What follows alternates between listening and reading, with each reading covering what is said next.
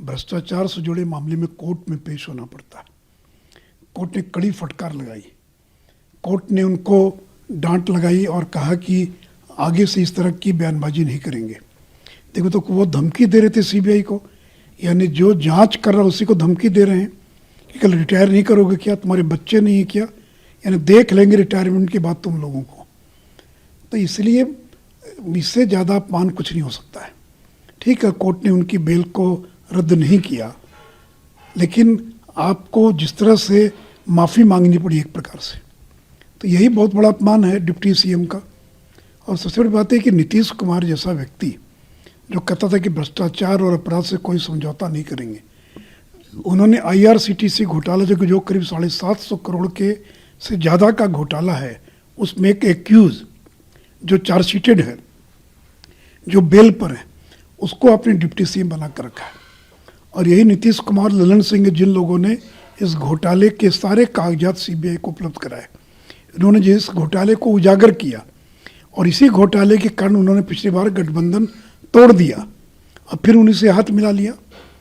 तो इसलिए सीबीआई जो गई थी कोर्ट के अंदर, तो एक चेतावनी तो उनको मिली है कम से कम कि भविष्य में हम इस प्रकार की धमकी नहीं देंगे। बड़े पद पर लोग बैठे लोगों को और जिम्मेदार भाषा का बोलना चाहिए। तो यही बहुत बड़ी बात है कि राज्य के उप मुख्यमंत्री को इस प्रकार से अपमानित होना पड़ा। सर, जिस तरह से बार बार तेजस्वी जब उनको पूछताछ के लिए बुलाया जाता है या कोर्ट बुलाया जाता है तो कहते हैं ये सिर्फ सरकार की साजिश है विपक्ष को परेशान करने के लिए, तो इसके आड़ में छुपते हैं कहीं, इसको लेकर क्या करें? देखिए, यूपीए के ज़माने में जो सीबीआई थी वो बंद पिंजड़े का तोता था। नरेंद्र मोदी की सरकार ने उस तोते को पिंजड़े से मुक्त कर दिया। अब सीबीआई पर कोई दबाव नहीं है।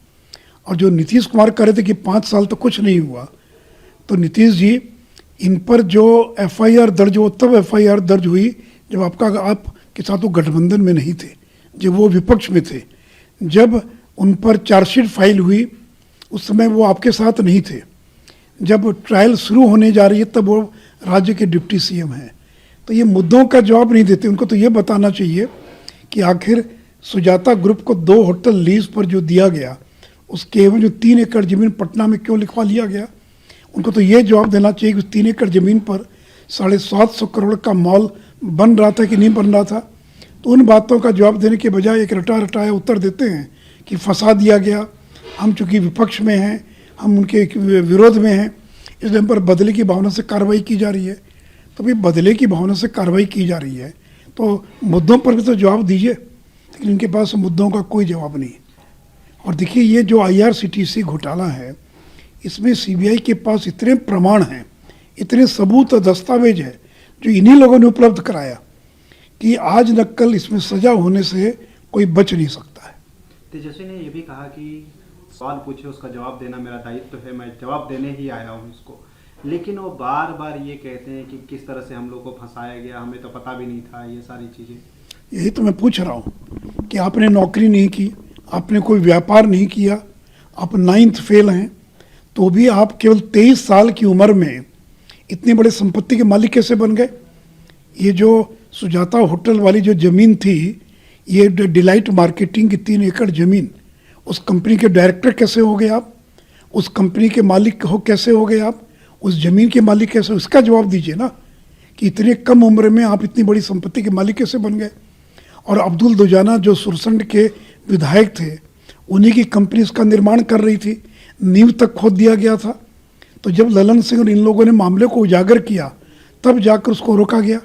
तो इसलिए उसका जवाब देना कि 3 एकड़ ज़मीन के मालिक कैसे बन गए, करोड़ों की ज़मीन के रातों रात आप मालिक बन गए, इसका जवाब तो है नहीं उनके पास। तो इसलिए देखिए, उनके पास किसी भी आरोप का कोई जवाब नहीं है। लालू यादव जिन 4 मामलों में सजा याफ्ता चारा घोटाला, उसको भी उजागर ललन सिंह ने किया, उसकी भी सीबीआई जांच के लोग हाईकोर्ट तक गए और आज हाथ मिला लिया, उनके साथ खड़े हैं, उनके डिफेंस में खड़े।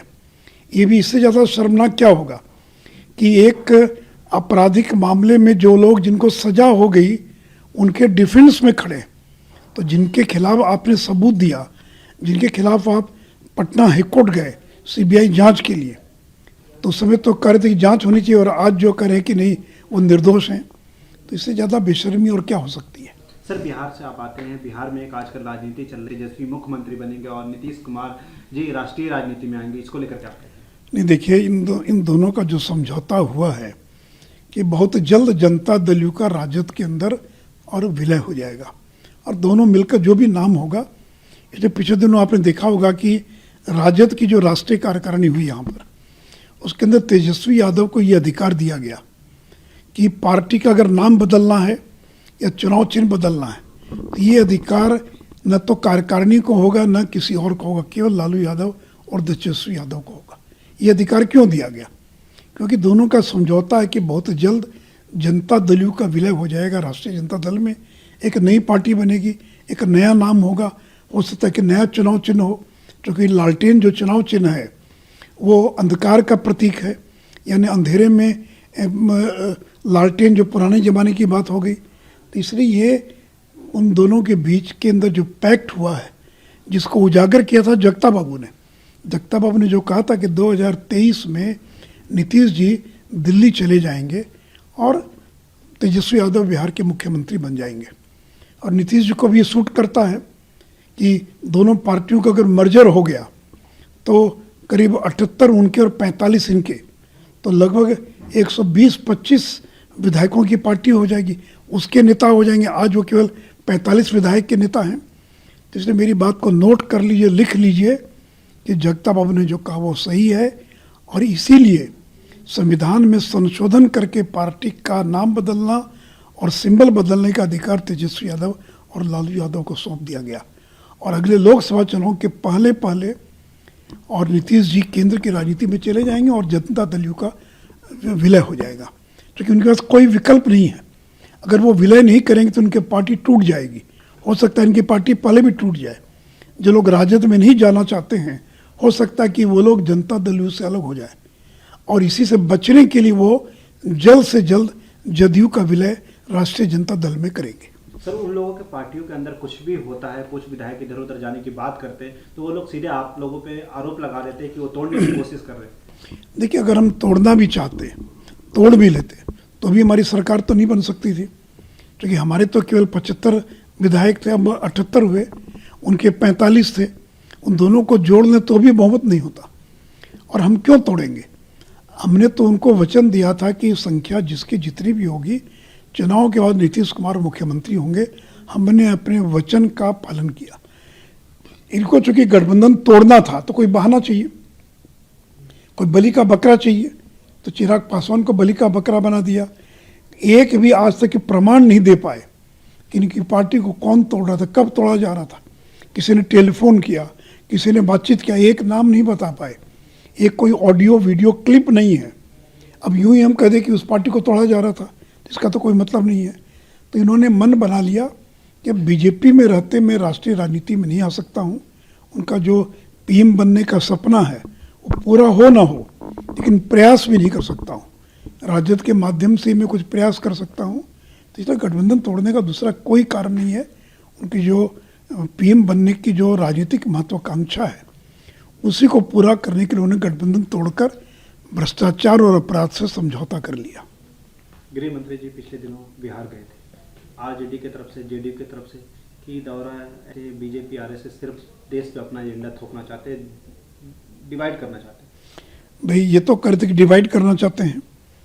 पूर्णिया में कहीं भी एक बार भी अमित शाह ने कोई हिंदू मुस्लिम की बात की, कोई भी ऐसी बात की जो डिविजिव हो, जो विभाजनकारी हो, जो मुस्लिम विरोधी हो, एक शब्द भी उन्होंने नहीं कहा।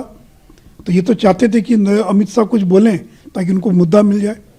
और अमित शाह अगर आए हैं सीताब दियारा तो एक्सपोज हो गए कि जो जयप्रकाश नारायण, जो इमरजेंसी में कांग्रेस ने जिनको गिरफ्तार करके जेल में बंद कर दिया, जेपी की दोनों किडनी अगर खराब हुई तो उसके लिए कांग्रेस जिम्मेवार है। और जेपी का नारा था भ्रष्टाचार मिटाएंगे, नया बिहार बनाएंगे। तो नीतीश जी आपने उनके साथ समझौता कर लिया। तो अमित शाह तो आए थे वही एक्सपोज करने के लिए कि जेपी गैर कांग्रेसवाद और इमरजेंसी तानाशाही दोनों के खिलाफ उन्होंने संघर्ष किया था, भ्रष्टाचार के खिलाफ संघर्ष किया था। और आज नीतीश कुमार ने उसी भ्रष्टाचार, उसी तानाशाही और उसी गैर कांग्रेसवाद के साथ समझौता कर लिया। सर एक आखिरी सवाल, दिल्ली के डिप्टी सीएम सीबीआई दफ्तर जाते पहले उनके मुख्यमंत्री उनकी भगत सिंह से तुलना कर देते हैं जो शराब घोटाले में लिप्त थे, उसको लेकर क्या? देखिए, हमारे बीजेपी के दिल्ली के लोगों ने इस पर पर्याप्त कमेंट किया है। तो मैं तो फिर वही कहता हूँ, चाहे वो तेजस्वी यादव हों चाहे मनीष सिसोदिया हों, आरोपों का जवाब नहीं देते और नाखून कटाकर शहीद बनने का प्रयास कर रहे हैं।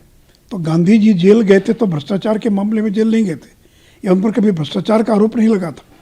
ये जो एक्साइज घोटाला है, ये तो पूरी सरकार पर और अरबों खरबों रुपये के भ्रष्टाचार का आरोप है। और वो लोग जाकर गांधी की समाधि पर जाकर वहाँ जाकर माल्यार्पण कर रहे हैं, ये तो गांधी का अपमान कर रहे हैं। तो इसलिए देखिए, इनको नाटक करना है, इनको झूठ बोलना है, लगातार एक ही बात कि हमारी पार्टी को तोड़ रहे थे। अरे आम आदमी पार्टी का इतना प्रचंड बहुमत है दिल्ली के अंदर या पंजाब में, कौन तोड़ेगा आपके पार्टी को? और तोड़ कर सरकार कैसे बन सकती है? कोई प्रमाण नहीं, कुछ नहीं। लेकिन दिल्ली में तोड़ रही थी बीजेपी, पंजाब में तोड़ रही बीजेपी। तो उनको लगता है जो गोएबल्स का सिद्धांत था कि एक झूठ को 100 बार बोलोगे तो लोग उसको सच समझने लग जाएंगे। लेकिन दिल्ली में बीजेपी इतनी कमज़ोर नहीं है, उनके सफ़ेद झूठ का बीजेपी ने पर्दाफाश कर दिया है।